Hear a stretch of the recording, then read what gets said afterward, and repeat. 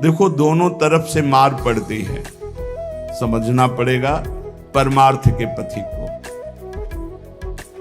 कभी कभी जान नहीं पड़ता, हमारी इंद्रियां हमारे मन ऐसी जगह फंसा देते हैं कि रात दिन जलते रहो। ये हुई अंदर की मार। बाहर की मार है, हम किसी से द्वेष नहीं करते, फिर भी कोई हमें गाली देता है, कोई निंदा करता है, कोई मारने का प्रयास करता है, कोई उपहास करता है। ये हर भक्त के जीवन में होता है। तो श्रीपाद कह रहे हैं दोनों तरह की मार जो सह गया उसका हृदय बन जाता है इस प्रेम रस का रसास्वादन करने के लिए। भगवान देख रहे हैं पर वो चुप रहेंगे। हमारी बात को पकड़ना, जब तक आप परिपक्व नहीं हो जाएंगे तब तक आपको पिटने देंगे। सहो। भगवान आदेश करते हैं, अर्जुन के सामने खड़े हैं, मात्रा स्पर्शास्तु कौन्ते शीतोष्ण सुख दुखदा आगमा पाइनो अनित्यास्तास्ति क्षस्व भारत। ये नाशवान है, आने जाने वाले दुख सुख है, इनको सो। बड़ी गलती हो जाती है, हम टूट जाते हैं, बाहर की थपेड़ों से अंदर की मार से टूट जाते हैं। इसीलिए हमें भगवदानंद की अनुभूति विलंब से नहीं तो बहुत जल्दी हो जाए। दौड़ पड़ते हैं भगवान जब साधक हर बात चुपचाप सहता रहता है, हर मार सहता रहता है, तो भगवान को फिर देखा नहीं जाता, फिर दौड़ पड़ते हैं और उसके हृदय मंदिर पर प्रकाशित हो जाते हैं, निहाल हो जाता है। श्रीपाद कह रहे हैं हासम भर्त्सन ताड़नादिषु सदा कुर्वन् विषादम नहीं ग्रासस्याप्यनुपस्थितौ व्यवहरल्लोकेति मुग्धार भवत्। तुम्हारा उपहास होगा, हंसी तुम्हारी उड़ाई जाएगी, बहुत उड़ाई जाती है। घर परिवार के लोग ही हंसी उड़ाने लगते हैं, मित्रजन ही हंसी उड़ाने लगते हैं, ऑफिस के लोग ही उपहास करने लगते हैं, और ज्यादा हो जाए तो ताड़न भी करते हैं, पीट भी देते हैं। ऐसा होता है, घर परिवार के लोग ही। ऐसे कितने हमारे पास प्रश्न आते हैं कि हमारे परिवार के जन हमारा भारी विरोध कर रहे हैं। हासम भर्त्सन ताड़नादिषु सदा कुर्वन् विषादम नहीं। सदा तुम्हारा उपहास हो रहा है। बहुत कठिन है प्यारे, बहुत कठिन है। प्रवचन कर लेना सरल है, प्रवचन सुन लेना सरल है, सहना बहुत कठिन है। जब बाहर से निंदा हो और अपमान का समय हो और अंदर से इंद्रियां और मन साथ ना दें, फिर सोचो उस उपासक की दशा क्या होगी। उसी समय सत्संग के वचन उसे बचाते हैं। यदि शास्त्र और सत्संग का स्वाध्याय और श्रवण है तो बच जाओगे, नहीं तो मार देंगे अंदर के शत्रु और बाहर के शत्रु। ये परमार्थ बहुत बड़ी वस्तु है, बहुत बड़ी वस्तु, अनंत जन्मों की बिगड़ी बनने वाली। बस गेम है, थोड़ा सह जाओ, आगे निकल जाओगे, पर बहुत कठिन है। हम इसलिए कह रहे हैं किसी मार्ग पर चल कर बोल रहे हैं। ऐसे पढ़ करके प्रवचन कर लेना अलग है, लेकिन छाती में वार सह के और फिर कदम बढ़ाना, वो आह ही निकलती है। वो प्रभु का बल ही काम करता है। वो आपको गिराने की कोशिश करेगा, उठाने की कोशिश नहीं करेगा। उठा सकते हैं तो महापुरुषों के वचन और भगवान के वचन जो शास्त्र कहे, बकाया और कोई नहीं। जब ये पढ़ते हैं तास्ति क्षस्व भारत, सह जाए इनको, तो हिम्मत आती है। जो सह गया वही परम पद का अधिकारी हो गया, वही अमृत पद का अधिकारी। हिम्मत बनती, चलो चलो और आगे बढ़ो, सहो। विषादम नहीं, हृदय में विषाद नहीं होना चाहिए। आपका उपहास होगा, तिरस्कार होगा, गाली मिलेगी, निंदा मिलेगी। हो सकता है तुम्हारे मित्र तुम्हारा त्याग कर दें, परिवार के लोग तुम्हारा त्याग कर दें, ऐसा भी हो सकता है। ग्रासस्याप्यनुपस्थितौ व्यवहरल्लोकेति मुग्धार भवत्। हो सकता है कि तुम्हारे खाने पीने की व्यवस्था में भी व्यवधान पड़ जाए। देख लो, तितिक्षु ब्राह्मण को बांध लिया, प्रसाद उसका छीन लिया, उसकी पिटाई की बहुत। एकादश स्कंद में क्या दोष था? केवल भगवान के भजन के लिए दृढ़ नियम लिया था, मौन रहूंगा, बोलूंगा नहीं, चाहे जितना सताया जाऊं, कभी भगवान के मार्ग को नहीं छोड़ूंगा। शुरू हो गया जीवन में उपद्रव उसके। कह रहे हो सकता है कि आपको ग्रास लाभ के लिए भी परेशानी आ जाए, जैसे सुदामा जी को। तुकाराम जी भी, महाराज अभी आगे चरित्र, तुकाराम जी भी महाराज कह रहे हैं अन्न के बिना परिवार त्रस्त हो गया, एक कवल खाने के लिए अन्न की व्यवस्था भी नहीं रही। लेकिन कभी विषाद नहीं होगा। पांडुरंगा विठल के प्रेम रंग में श्री चरणों में नूपुर बांध करके नाचते सामने, जय राम कृष्ण हरि, जय राम कृष्ण। चाहे जितना दुख हो, कभी नियमावली नहीं टूटी। और कह रहे हैं कि व्यवहार में प्रायः लोग तुम्हें मूढ़ ही समझे ऐसा व्यवहार करना। बहुत विद्वान हो, बहुत ज्ञानी हो, ऐसा करोगे तो फंस जाओगे। अपने को छुपा करके भजन बढ़ाओ। जब तक परिपक्व ना हो जाए तब तक कोई जान न पावे कि तुम इतने भजनानंदी हो, तुम ज्ञानी हो, तुम भगत हो। नैष्किंचन्य महाधनो निज गुणान स्थापयन करहिचित सर्वाश्चित वपुषो नमन प्रणयतः सेवस्य वृंदावने।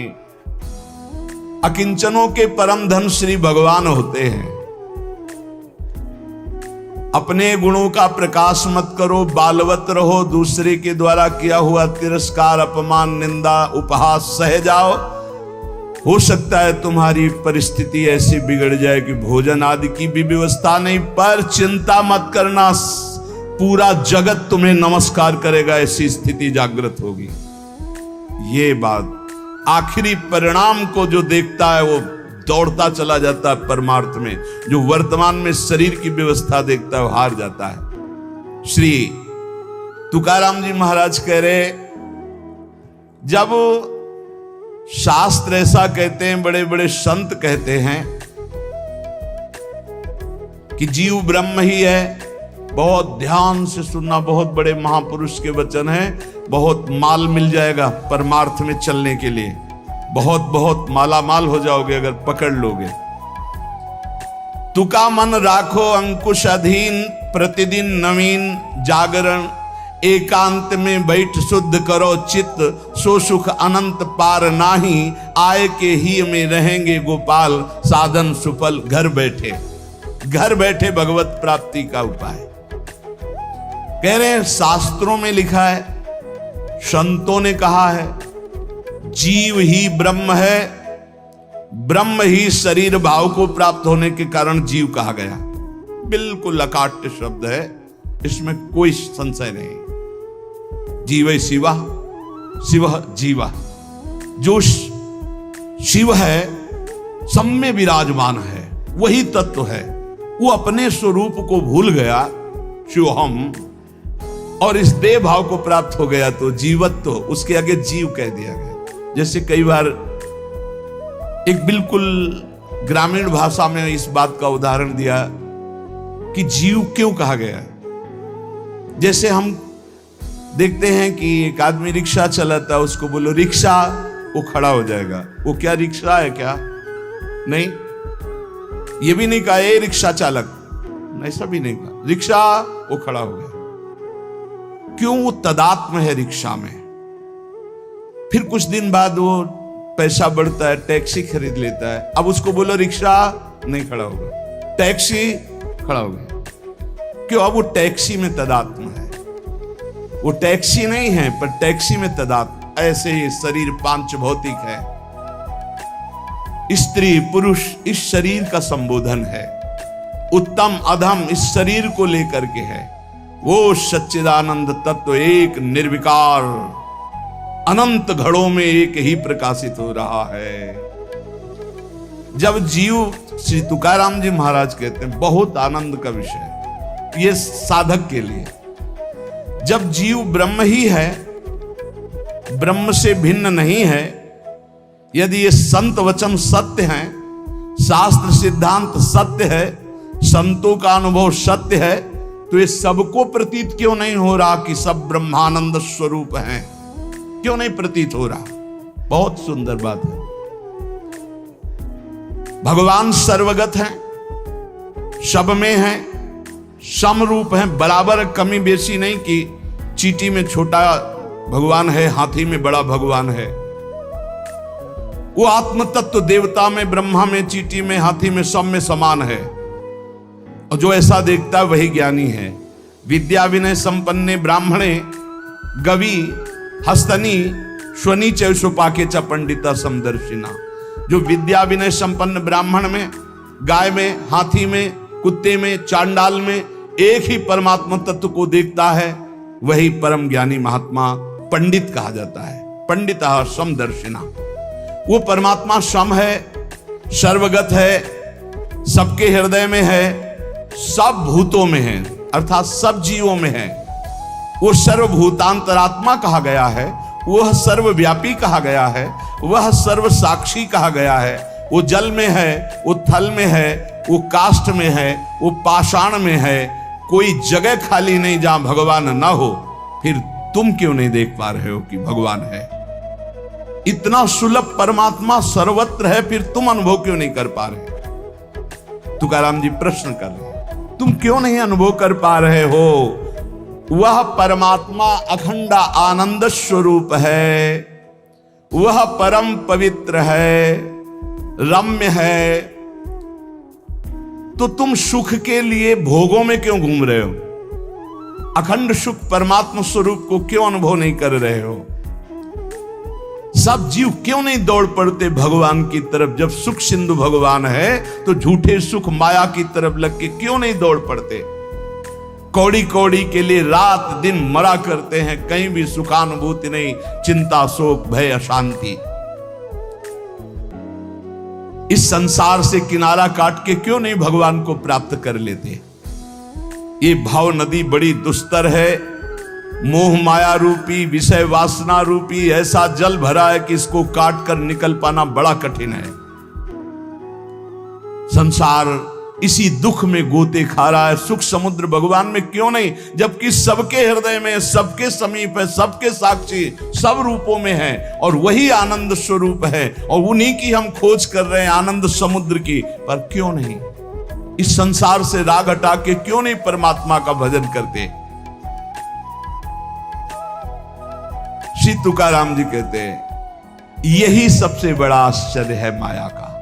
यही माया का सबसे बड़ा आश्चर्य है कि आनंद सिंधु भगवान सबके हृदय में है, सब रूपों में विराजमान है। और सही पूछो तो आनंद सिंधु का बच्चा आनंद सिंधु के समीप बिल्कुल है, बस कूदने की जरूरत है। पर वो इधर ना मुड़ करके वो इधर मुड़ा हुआ संसार की तरफ है। जीव ऐसी उल्टी बोली बोलता है कि संतों को उनकी बात सुनकर हंसी आती है। वो उल्टी चाल चलते हैं। भगवान इधर दाहिने, वो सदैव बाएं चलेंगे, बाएं बात वाम मार्ग में चलेंगे। शास्त्र के विपरीत चलना बाएं मार्ग में चलना है। अरे भाई उल्टा बोलना छोड़ दो, उल्टा चलना छोड़ दो, अभी आनंद में डूब जाओगे। अरे पूछो मत, उल्टा बोलना शुरू करे तो कान में उंगली देने लगी बात आ जाए। उल्टा चल रहे हैं, उल्टा बोल रहे हैं, बहुत विचित्र। और इंद्रियां मन इतने दुष्ट हैं कि पूछो मत, जरा सी चूक हो जाए नरक में फेंक दे, नरक में फेंक दे। सही मार्ग में आओ, मैं प्रभु का हूं, मैं मुक्त ही हूं, मुझे मुक्त नहीं होना, मैं महान सुखी हूं। किसी के भी पूछने पर मत कहो मैं दुखी हूं, किसी के पूछने पर मत अपनी समस्याएं बताओ, किसी के पूछने पर मत कहो कि मैं ऐसा हूं। नहीं, जैसा बोलोगे वैसे ही सत्य भाव होता चला जाएगा। दुख है लेकिन नहीं, मैं दुखी नहीं, ये मन बुद्धि इंद्रियों का खेल है, मैं सच्चिदानंद भगवान का अंश हूं। निकल जाओगे माया से। सचमुच सचमुच चाबी दाहिने घुमाओगे तो ताला तुम्हारा बंद होता चला जाएगा, बाएं घुमाओगे तो ताला खुल जाएगा। मन के अनुकूल चलोगे तो ताला बंद होता चला जाएगा ब्रह्मानंद का। और मन के प्रतिकूल बाएं घुमा दो, अर्थात प्रभु की तरफ, अभी आनंद में डूबी। बड़ा दुष्ट है, बड़ा दुष्ट है मन। ये हम ऐसे नहीं बोल रहे, खूब जांच के बोल रहे हैं, खूब जांच के बोल रहे हैं। ए भाई, कभी मन को दुलार करने में मत फंसना, नहीं किया कराया सब चौपट कर देगा। हमारे शब्द लिख लो, जो मन को दुलार करने में फंस गए, जो मन कहे वही करो, नष्ट हो जाते हैं, बहुत बुरी तरह नष्ट हो जाते हैं। जिधर जा रहे हो वो रास्ता ठीक नहीं है। काम क्रोध लोभ मोह मद मत्सर ठग लगे हुए हैं, सब लूट लेंगे, नरकगामी बना देंगे। और यहां आपसे सच्ची हृदय से कहता हूं, वृंदावन में बैठ के कोई किसी का नहीं, सब अपने सुख के लिए प्यार करते हैं। बात बैठा लो दिमाग में, तुम अगर सोचते हो कि किसी को हम प्यार के द्वारा दुलार के द्वारा ठीक कर देंगे, संभाल देंगे, तो वो ठीक होगा कि नहीं, लेकिन तुम खराब हो जाओगे, तुम नष्ट हो जाओगे। ये बात हृदय में बैठा लो। सीधे अपने मन को शासन पे लेकर इंद्रियों को भगवान में लगाकर पावन कर लो तो कर लो, नहीं तो बहुत बड़ा माया जाल है, फिसलते चले जाओगे। संसार की तरफ पीठ करो और दौड़ पड़ो भगवान की तरफ। राधा राधा राधा राधा, यही दौड़ना है। ना अगल देखो, ना बगल देखो, ना पीछे देखो, सीधे आगे देखो। राधा राधा राधा, दौड़ते चले जाओ। ये संसार का प्रवाह जहां से प्रकट हुआ है उस उद्गम स्थान पे पहुंचना पड़ेगा। उद्गम मूल स्थान कौन है? श्री कृष्ण। ऊर्ध्व मूल मधा शाखा मस्तम प्रावरभ्यम। सचमुच सचमुच तुम मुक्त हो, तुम सुखी हो। केवल तुम जानबूझकर बड़ अपने आप में बंध गए हो। तुम ब्रह्म स्वरूप हो। तुकाराम जी कहते हैं तुम्हें कोई कठिनाई नहीं भगवत प्राप्ति की। तुम भगवत स्वरूप हो, तुम परमार्थ स्वरूप हो, तुम जीव नहीं हो, तुम अपने संकल्प से बंध गए हो। तुम संकल्प से मुक्त हो जाओगे। मैं बंधा हुआ बहुत नीच हूं, ये वो, रोते रहो, जन्म जन्म रोते रहो, कभी ठीक नहीं होगे। अरे तुम भगवान के स्वरूप हो, ऐसा समझकर एक बार हिम्मत कर निकल जाएगा। या कैसे तुम्हें बताएं, बड़े बड़े बुद्धिमानों की बुद्धि में ऐसे अंधेरा फैला करके फंसा ले, उसका नाम माया है। ज्ञानी नाम अपचेतांश देवी भगवती हिसाब बलादा कृष्ण मोहाय महामाया प्रेक्षति।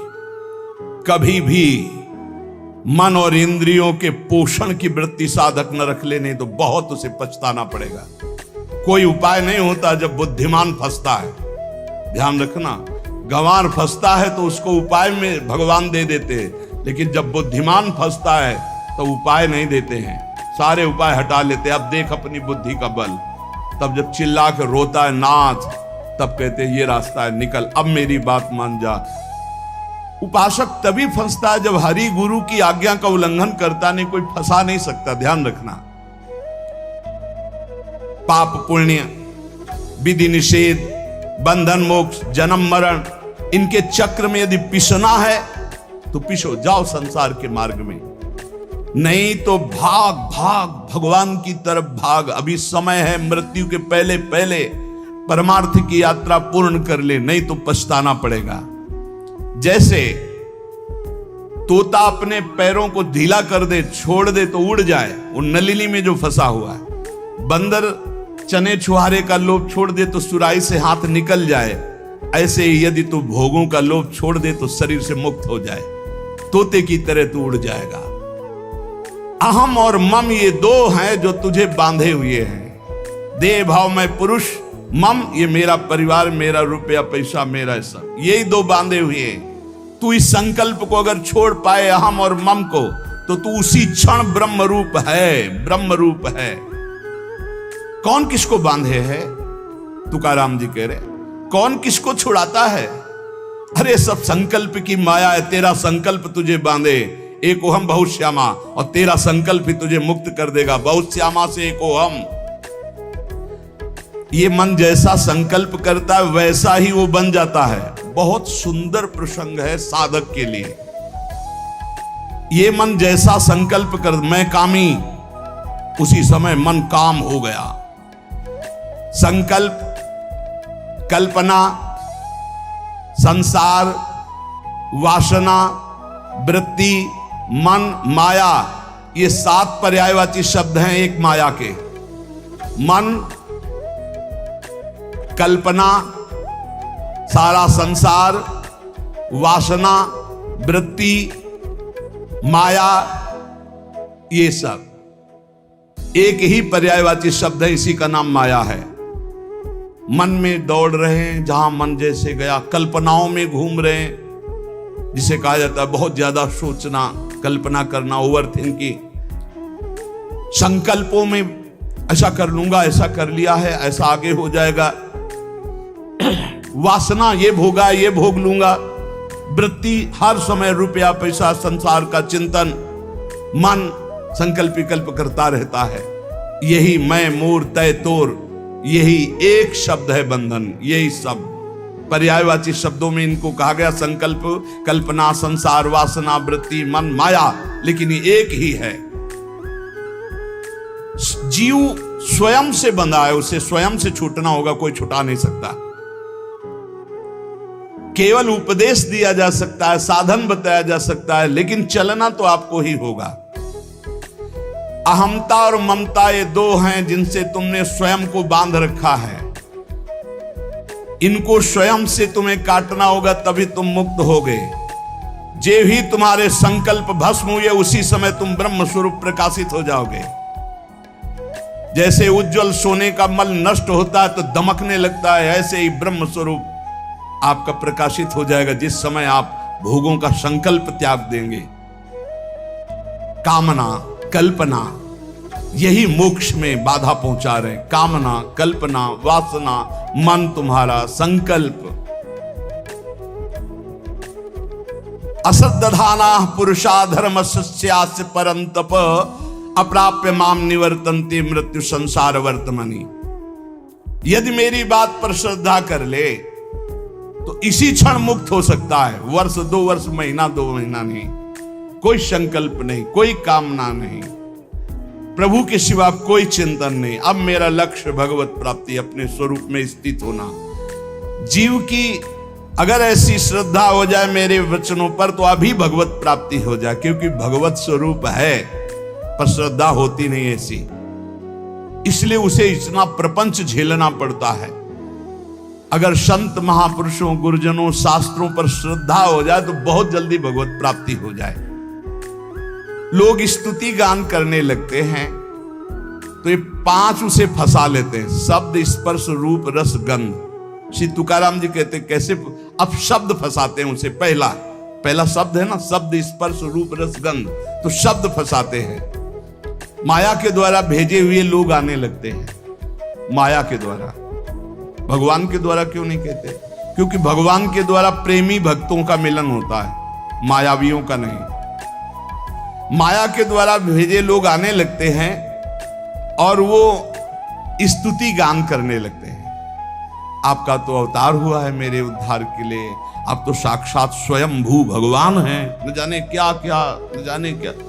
प्रणाम है उनके वचन को, उनकी श्रद्धा को, लेकिन तुम क्या हो, ये बात तुम्हें ध्यान नहीं भूलना चाहिए, ये ध्यान रखना चाहिए। वो भूल जाता है और शब्द का भोग करने लगता है। बड़ाई के शब्द, सम्मान के शब्द, स्तुति के शब्द, संस्कार जो साधना के पढ़ने चाहे थे वो इस संस्कार बदलने लगे। बहुत ही आगे आप सुनिएगा, बिल्कुल छान छान करके परमार्थ को रख दिया तुकाराम जी ने, होश उड़ा दिया अच्छे अच्छे के।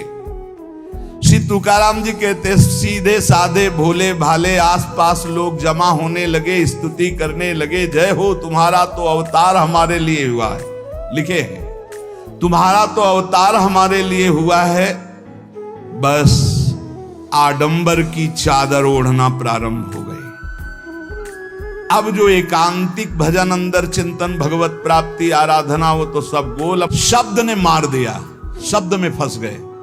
अब अगर कहीं थोड़ी साधना चलती रही तो चमत्कार प्रकट हो जाते हैं, रिद्धियां, सिद्धियां। ये बहुत अच्छे साधकों में होती, कोई साधारणों में नहीं होती। चमत्कार और भीड़ इकट्ठा। वो चमत्कार से जिस पहाड़ पर चढ़ना चाहता था ब्रह्मबोध, भगवत प्रेम, बदल गया रिद्धियां सिद्धियां। इसीलिए गोस्वामी तुलसीदास जी ने कहा है, रिद्धि सिद्धि पेरे बहुआई, बुद्धि लोभ दिखावे भाई, होए बुद्धि जो परम सयानी, तिन तन चितई ना नहित जात। हमारा अनहित हो जाएगा। अगर रिद्धियां सिद्धियां स्वीकार कर ली तो भगवत प्राप्ति नहीं होगी। विडंबना ये हुई कि जहां से उसको निकलना था वहीं फंस गया और दंभ करने लगा, दंभ शुरू हो गया। अब लोगों से अपने को श्रेष्ठ दिखाने के लिए नाटक शुरू हो गया। एकांत में चाहे 5 मिनट आंख मूंद के ना बैठते हो, लेकिन जब सामने तो फिर आंख मूंद के बैठ, ध्यान। वो ऐसा भागवतिक स्वरूप, ऐसा भागवतिक नाटक दिखाना। शुद्ध अंतःकरण से चला था परमार्थ ब्रह्म बोध प्राप्त करने के लिए, दंभ और पाखंड का प्रवेश हो गया।